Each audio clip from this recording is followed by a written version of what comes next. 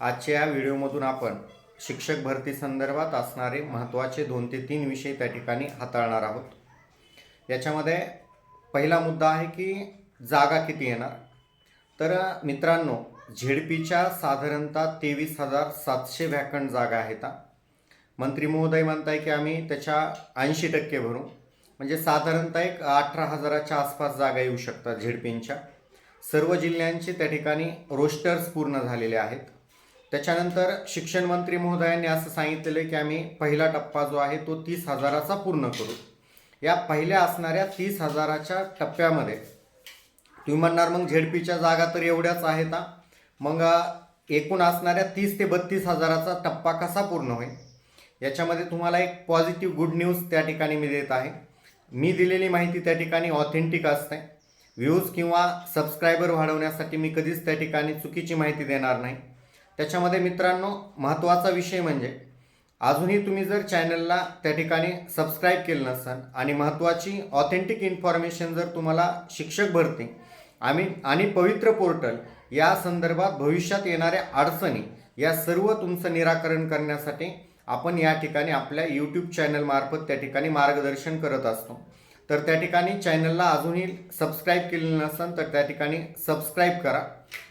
बघा, एकूण 30 ते 32,000च्या जागेंचा टप्पा पूर्ण कसा होणार। त्यामध्ये महानगरपालिकाच्या शाळा आहेत, त्यानंतर रयत शिक्षण प्रसारक मंडळ हे सुद्धा पॉझिटिव्ह आहे। यांनी देखील त्या ठिकाणी त्यांच्या जागा, जरी तुम्हाला वेगवेगळ्या चर्चा ऐकायला मिळत असतील तरी तुम्हाला मित्रांनो मी सांगू इच्छितो की रयत शिक्षण प्रसारक मंडळ हे सर्वच्या सर्व जागा त्या ठिकाणी पवित्र पोर्टलला विदाऊट इंटरव्ह्यू देण्याच्या विचाराधीन आहे आणि त्या ठिकाणी 99% त्यांच्या येणाऱ्या जागा सध्या तरी त्या ठिकाणी विदाऊट इंटरव्ह्यूच येणार आहेत। त्याच्यानंतर सगळ्यात महत्त्वाची आणि आनंदाची बातमी म्हणजे की सोलापूर जिल्ह्यामध्ये आणि नगर जिल्ह्यामध्ये जवळपास 2 ते 2,500 जागा त्या ठिकाणी या संस्थेमार्फत पोर्टलला देण्यात येणार आहे। सगळ्यात ब्रेकिंग न्यूज असणार आहे, कारण की बघा आपल्या सर्वांना माहीत आहे की संस्थेवरती डोनेशन भरायचं म्हणलं की पोटामध्ये त्या ठिकाणी गोळा उठणे साहजिक गोष्ट आहे, कारण की आपण सर्व गरीब घरातून त्या ठिकाणी DED BED करून त्या ठिकाणी या ठिकाणी नोकरीच्या प्रतीक्षेमध्ये आहोत। आपल्याकडे त्या ठिकाणी शिक्षणासाठी एवढा खर्च करण्यासाठी पैसा नव्हता, म्हणून आपण त्या ठिकाणी या प्रवाहामध्ये आलेले विद्यार्थी आहोत।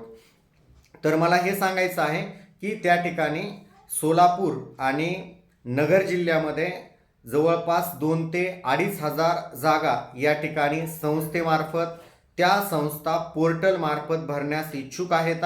आणि यामुळं विद्यार्थ्यांना काय फायदा होणार आहे, तर त्यांचा स्वजिल्हा त्यांना मिळू शकतो आणि व्हॅकन्सी त्या ठिकाणी आपल्या वाढू शकतात।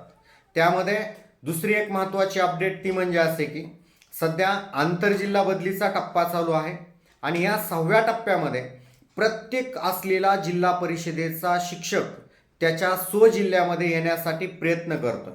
मग प्रयत्न करत असताना तुम्ही या ठिकाणी बघू शकता की नगरमध्ये आत्ता जे प्रमोशन झालेले आहेत आणि त्या प्रमोशनामध्ये त्या ठिकाणी अनेक असणाऱ्या शिक्षकांनी बोगस सर्टिफिकेट जोडल्याचा दावा करण्यात आलेला आहे आणि या बोगस सर्टिफिकेटचा या ठिकाणी प्रत्येक जिल्ह्यामध्ये गैरवापर केलेला असू शकतो। आणि मग मित्रांनो, त्यामधले बदली प्रक्रियेचं जे पोर्टल आहे त्यामध्ये संवर्ग क्रमांक 1 आणि संवर्ग क्रमांक 2 अशा त्या ठिकाणी संवर्ग दिलेला आहे आणि संवर्ग क्रमांक 3 सुद्धा देण्यात आलेला होता। मग संवर्ग क्रमांक 1 मध्ये अति दुर्धर आजार असणारे आणि संवर्ग क्रमांक 2 मध्ये त्या ठिकाणी पती पत्नी एकत्रीकरण यांना त्या ठिकाणी संधी देण्यात आलेली होती। परंतु संवर्ग क्रमांक 1 मध्ये जे अतिदुर्धर आजार आहेत हे अतिदुर्धर आजार त्या ठिकाणी चुकीच्या मार्गाने दाखवले जातात आणि त्या ठिकाणी ते शिक्षक त्यांच्या बदल्या करून घेण्यास पात्र ठरतात। त्याच्यामध्ये अजून एक महत्त्वाचा असणारा चुकीची गोष्ट होणार आहे ती म्हणजे अशी की प्रत्येक जिल्ह्यामध्ये असलेले जे काही शिक्षक आहेत त्यांना स्वतःचा जिल्हा घ्यायचा आहे बदलीने। मग अशा वेळेस हा जिल्हा निवडत असताना त्यांनी काय केलेलं आहे बघा मित्रांनो, की त्यांच्या असणाऱ्या संघटनांमार्फत, संघटना असणं साहजिक आहे, त्यांची मागणी करणंही साहजिक आहे, परंतु चुकीची मागणं करणं त्या ठिकाणी अजिबात त्या ठिकाणी न्यायाची भूमिका नसणार आहे, कारण की याच्यामुळं कुठल्या तरी प्रवर्गावरती अन्याय होणार आहे. मित्रांनो, याच्यामध्ये सांगायची गोष्ट म्हणजे अशी की सध्या प्रत्येक जिल्ह्याचे रोस्टर्स पूर्ण झालेले आहेत आणि प्रत्येक जिल्ह्यामध्ये रोस्टर्स जी काही घोटाळा होता तो रोस्टर घोटाळा दुरुस्त केल्यामुळे त्या ठिकाणी ओपन आणि EWSला जागा आलेल्या आहेत. मित्रांनो, जर एखाद्या शिक्षकाचे मूळ निवडीचा प्रवर्ग जर ओपन असन, खुला असन, तर त्या शिक्षकाची बदली ही ओपन आणि खुल्या प्रवर्गावरतीच होणं गरजेचं आहे. परंतु शिक्षक अशी मागणी करत आहात की आम्हाला जर ओपनच्या कोट्यातून जर बदली होत नसेल आणि आजच्या रोजी जर आमचं EWS प्रमाणपत्र निघत असेल तर आम्हाला EWSच्या प्रवर्गावरती बदली देण्यात यावी. मित्रांनो, साहजिक आहे, परंतु याचा परिणाम कोणावरती होणार आहे? EWS असलेल्या कॅटेगरीवरती होणार आहे. EWSला प्रत्येक भरतीमध्ये अन्याय होत असतो आणि या ठिकाणी या भरतीमध्ये सुद्धा अन्याय होताना पाहायला मिळू शकतो. कारण की जर हे शिक्षक जर EWSच्या जागेवरती जर आले तर ते ज्या जिल्ह्यामध्ये आले त्या ठिकाणी ते जॉईन होणार EWS कॅटेगरीमधून. म्हणजे तिथं जर EWSची जागा असेल तर तिथलची EWSची जागा कमी होणार. ते ज्या जिल्ह्यातून आले त्या ठिकाणी ओपनची जागा रिक्त होणार.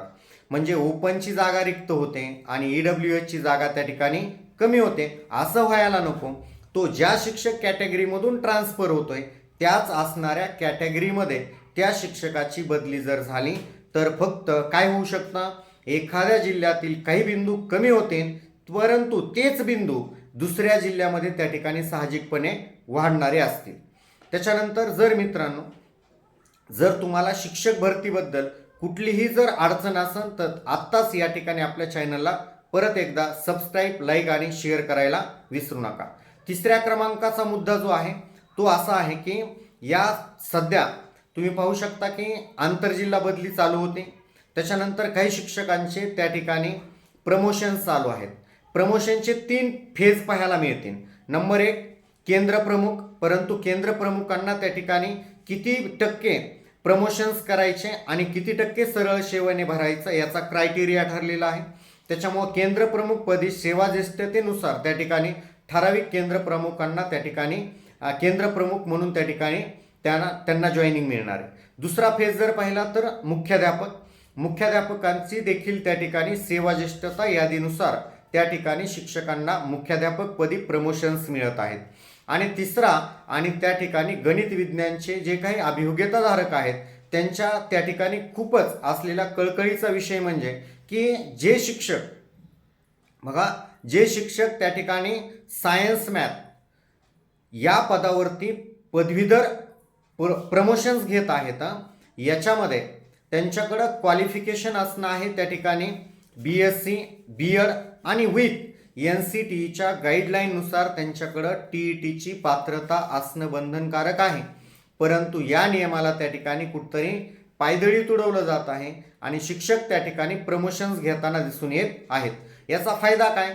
तर त्या शिक्षकांना त्यांचा जिल्हा बदलण्याची गरज पडू नये किंवा त्यांना जवळची शाळा, त्यांच्या सोयीची शाळा त्या ठिकाणी त्यांना मिळावी यासाठी शिक्षकांचा अट्टहास झालेला पाहायला मिळत आहे.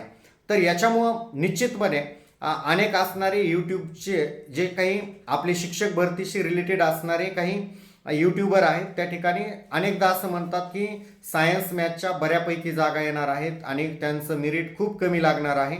मित्रांनो, असं काही असणार नाही आहे.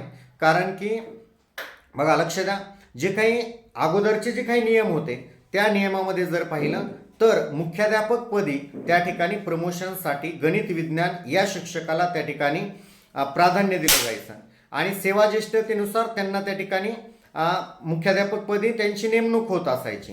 परंतु आता त्या ठिकाणी काही निकष बदलले गेले. सेवा ज्येष्ठता यादीमध्ये जो काही शिक्षक त्या ठिकाणी सेवा ज्येष्ठतेच्या वरच्या स्थानी असन त्या ठिकाणी त्या शिक्षकाला त्या ठिकाणी मुख्याध्यापकपदी नेमणूक केली जाते. साहजिकच जे कार्यरत असणारे शिक्षक आहेत त्यांच्यामध्ये सेवा ज्येष्ठता यादीमध्ये जे शिक्षक समाजशास्त्र, भाषा या विषयातून पदवी घेतलेले आहेत असे शिक्षक त्या ठिकाणी निश्चितपणे सेवा ज्येष्ठता यादीमधून वर जात आहेत. आणि त्यामुळं एक गुड न्यूज मात्र कोणासाठी आहे?